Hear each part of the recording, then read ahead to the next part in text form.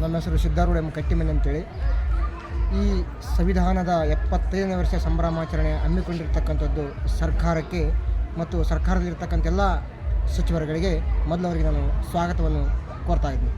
ಯಾಕಪ್ಪ ಅಂದರೆ ದೇಶ 1947 ಆಗಸ್ಟ್ನಲ್ಲಿ ಸ್ವತಂತ್ರ ಬಂತು, ಆದರೆ ನಾವು ಬ್ರಿಟಿಷರಿಂದ ಸ್ವತಂತ್ರರಾದೆವು. ಆದರೆ ಈ ದೇಶದಲ್ಲಿ ಅನೇಕ ರೀತಿ ಇರ್ತಕ್ಕಂಥ ಮೇಲ್ವರ್ಗದವರ ಕೈಯಲ್ಲಿ ಕೆಳಭಾಗ ಜಾತಿಯವರು ಕೂಡ ಏನು ಮಾಡ್ತಾರೆ ಅಂದರೆ ಪ್ರಾಣಿಗಳಂತೆ ಹೀನವಾಗಿ ಬದುಕ್ತಾ ಇದ್ರು. ಇಂತಹ ಪ್ರಾಣಿಗಳ ಹೀನವಾಗಿ ಬದುಕುವುದಕ್ಕಿಂತ ನನ್ನ ಸಮಾಜ ಪ್ರತಿಯೊಬ್ಬ ಭಾರತದಲ್ಲಿರ್ತಕ್ಕಂಥ ಕಟ್ಟಕಡೆ ವ್ಯಕ್ತಿಯು ಕೂಡ ಈ ದೇಶದಲ್ಲಿ ರಾಷ್ಟ್ರಪತಿ ಆಗಬಹುದು, ಪ್ರಧಾನಮಂತ್ರಿ ಆಗಬಹುದು, ಇದೆಲ್ಲ ಹುದ್ದೆಗಳನ್ನು ಆಗಬೇಕಕ್ಕೆ ಸಂವಿಧಾನದಿಂದ ಮಾತ್ರ ಅಂತೇಳಿ ಈ ದೇಶಕ್ಕೆ ಸಂವಿಧಾನವನ್ನು ನೀಡಿರ್ತಕ್ಕಂಥ ಮಹಾನ್ ಚೇತನ ಡಾಕ್ಟರ್ ಬಾಬಾ ಸಾಹೇಬ್ ಅಂಬೇಡ್ಕರ್ರಿಂದ ಮಾತ್ರ ಸಾಧ್ಯ ಅಂತ ನಾವು ಹೇಳ್ಬೋದು.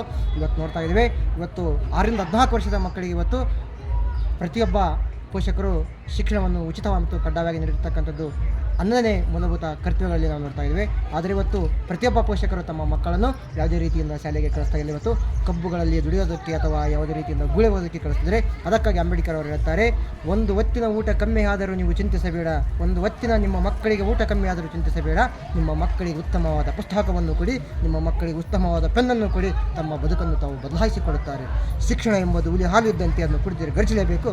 ಪ್ರತಿಯೊಬ್ಬ ವ್ಯಕ್ತಿಯು ಶಿಕ್ಷಣವನ್ನು ಕಲಿತು ಈ ರಾಷ್ಟ್ರವನ್ನು ನಿರ್ಮಾಣ ಮಾಡುವಂಥ ವ್ಯಕ್ತಿಗಳಾಗಬೇಕೆಂಬುದು ಡಾಕ್ಟರ್ ಬಾಬಾ ಸಾಹೇಬ್ ಅಂಬೇಡ್ಕರ್ ಉದ್ದೇಶವಾಗಿರ್ತಕ್ಕಂಥದ್ದು.